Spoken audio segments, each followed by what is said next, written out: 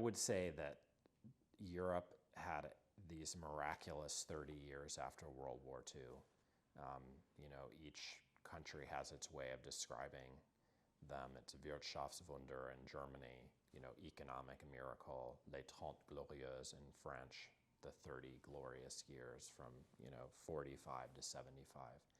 And actually there was lots of migration during that period, precisely because the economies were booming and there weren't enough workers, even in an age in which there, was a big, native industrial proletariat willing to do lots of menial jobs. So the Turks began coming to Germany in the 50s in large numbers and establishing quasi-permanent communities.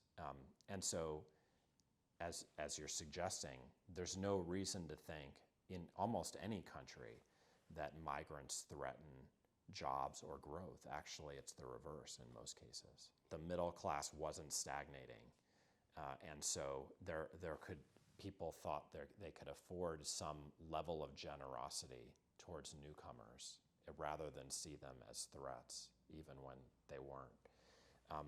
But I think the bigger difference is much more homogeneity. And this is maybe a touchy subject because we know that people are willing to tolerate generous welfare states when they seem to be oriented towards people like them.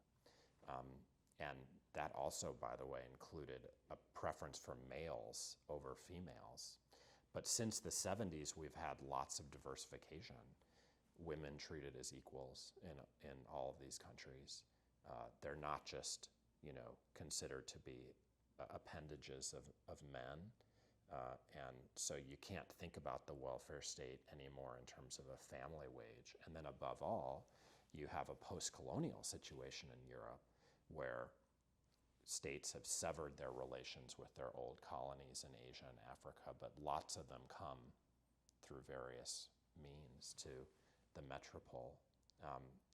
So, not including lots of Turkish and other migration. So, what people have said is that we're all facing this dilemma of how we sustain a sense of solidarity as fellow citizens when we're much more diverse, when we treat women as equal, when we have lots of different colors of people around. And of course, that's a huge problem no one solved in any country.